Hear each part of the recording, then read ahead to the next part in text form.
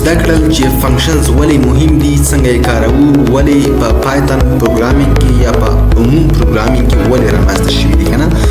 اوس راځو وګورو چې فنکشنز چې کوم دي هغه پایتون کې موږ څنګه لیکلی شو. د فنکشنز لیکل دومره ساده دي لکه یو نوي کارګر ته د دندې سپارل. لومړی ورته نوم ورکوئ او بیا ورته وایه چې څه باید وکړئ. نو ما دلته یو فایل خسته دی د function1.py په نوم باندې.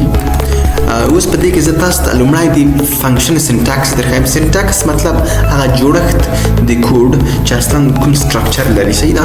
نو ډیف زه تاسو ته وایم چې دا اوس څنګه کار سره کې زه لیکم یو پرنټ کړم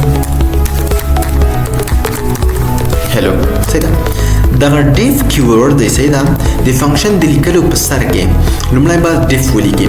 ډیف پایتون ته وایي ګوره زه فنکشن لیکم، زه یو فنکشن جوړول غواړم او دا ګریډ دا پایتون ته وایو چې زموږ د فنکشن نیم دې څه وي، د فنکشن نیم دې ګریډ وي او دغه کالن چې کوم دي پرانتیسس چې کوم دي. صحیح ده. په پرانتیسس دغه پرانتیسس کې موږ تاسو بیا دلته پارامترز ورکوو، اضافه کارونه ورکوو او دا ټول کلن دا معنی لري چې زما فنکشن په همدغه ځای پای ته رسیږي. اوس راځو په دغه باډي کې دلته انډنټیشن ډېر مهم دی لکه په اف سټیټمنټ کې چې مې ویلی وه. نو یو ټب خامخا ته به انډنټیشن دلته ورکوي پایتون کې. دلته به نور د دغه فنکشن په بلاک کې کوډ ترسره کیږي او دغه کوډ په دا معنی لري چې دغه فنکشن ته موږ کوم کار سپارلی، کوم کارونه باید موږ تاسو ته وکړي. نو دغه فنکشن د ګریډ په نوم باندې ده له نامه څخه یې معلومیږي. نو په دې کې صرف او صرف موږ یو کار ورته سپارلی چې ته باید فقط هلو موږ ته وایې هلو. صحیح ده. اوس زه که دا رن کړم هیڅ به موږ ته نتیجه رانه کړي. دلته تاسو وګورئ CLS زه رن کوم موږ ته هیڅ نتیجه نه راکوي. دا ولې؟ ځکه چې تر څو پورې تا دغه فنکشن ته غږ نه وي کړی لکه یو نفر ته کارګر ته چې ورته وایي چې احمده، هغه ورته وایي چې مطلب څه وایي، هغه مطلب کوم کار ته ورته سپارلی وي هغه کار بیا ترسره کوي. صحیح ده. نو څو چې تا دغه کار کړی نه وي یعنې غږ د ګریډ فنکشن ته نه وي کړی دا خپله کار نه ترسره کوي، دا یو ټمبله فنکشن ده. صحیح ده. نو غږ به څنګه ورته کوي؟ غږ به داسې ورته کوي ګریډ په دې ډول غږ ورته وشو ګریډ به لیکي او د پرانتیسس به یې څنګه څه لیکي. کله چې دا ولیکل نو بیا به راشي رن به کړي ورته وایي چې ګریډ وي هلو. ولې هلو ووایي؟ ځکه چې دلته مې ورته ویل چې هلو باید ته ووایې، تا کار باید فقط هلو ویل وي. صحیح ده.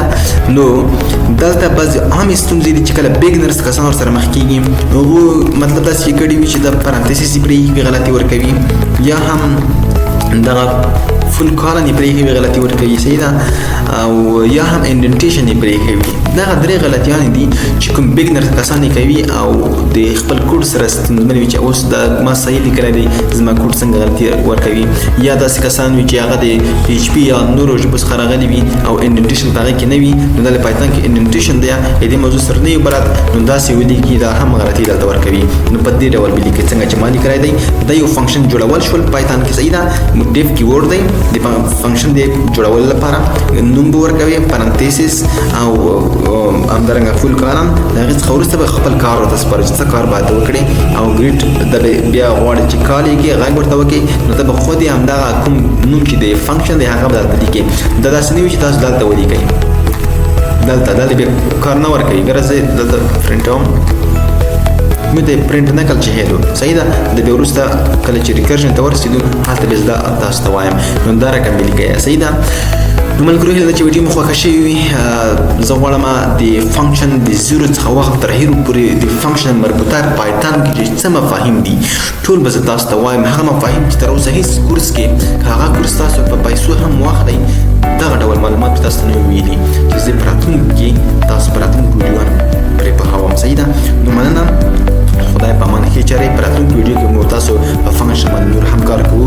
نورې فنکشنز به وایو څه ډول نورې اصلا کمپلیکس پرابلم حلولی شوي فهم په واسطه باندې همداسې نور مخ ته ځو. د خدای په امان کې چارې سبسکرایب کړئ چینل ملګرو سره شیر کړئ ویډیو لایک کړئ.